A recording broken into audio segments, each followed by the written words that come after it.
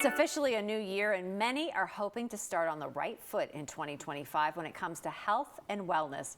Today, I'm here with Chief Medical Officer with Humana Healthy Horizons in Kentucky, Dr. Sarah Moyer, with more on how Humana is helping the community with their healthy lifestyle program. Well, first of all, Happy New Year.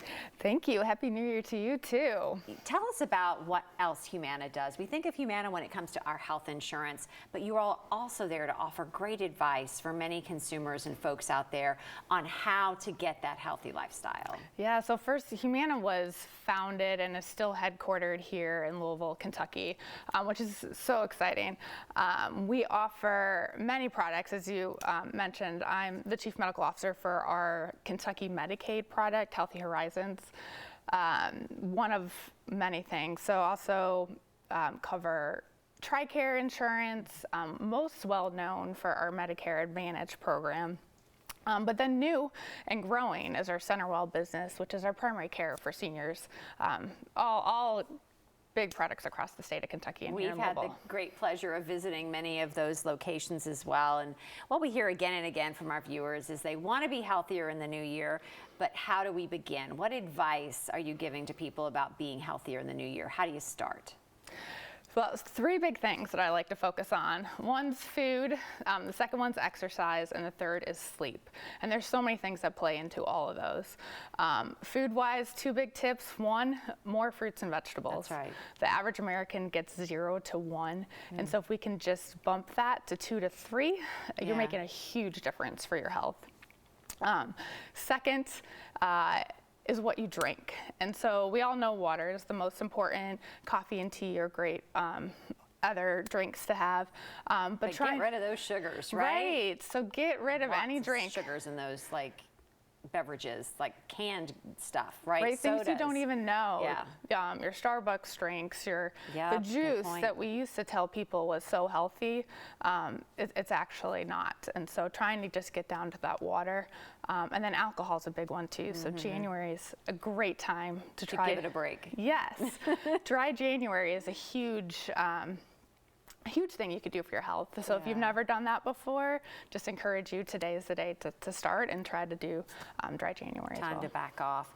We talk a lot about social determinants of health and how they do affect health and depression. If you're lonely or isolated, it really begins to take effect on your physical health. And especially when we're talking about the senior population, how can we make sure that our seniors are staying healthy in that area? Yeah, so the other two health tips that I didn't mention, so exercise and sleep, like going into details about that. And so anything you can do to just add a few more steps in your day. I think the average American gets about 3,000. We always talk about 7 to 10, but even if you could just bump it up to 4,000 steps. And so our phones are great trackers. I personally like a ring, anything you could do to just measure where you are today and just add a little bit more. And so with the loneliness and social isolation, like grabbing a friend to go for a walk with or calling your mom while you're on that walk are all good things to help with that connection. And it's as simple as connection. That's how we that connection, right? And having that person person keeping you accountable too, like really it tackles both. The other big one's sleep. And so many people think that they're fine with just 5 or 6 hours of sleep. Yeah. And so that connection really helps people sleep as well too, like having the person or community that you're close to.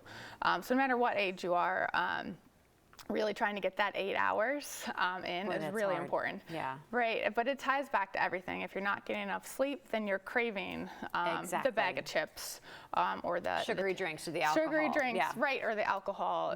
We use those all to cope. And so again, phones have a great way, or watches, just to track sleep too. They do. They're fascinating. It is fascinating how far technology has come to help us with this, right? But flip side, technology can be bad too. And so if you can put that phone down 2 hours before falling asleep, really helps. Not eating 2 hours before sleep as well really helps you get some better sleep. And then little things like if you're still having trouble, meditation, or calling a friend and talking to them and connecting. Absolutely. So important. So much great advice. Thank you so much for getting our new year started on the right track. If you would like more healthy tips or more information, just head on over to humana.com.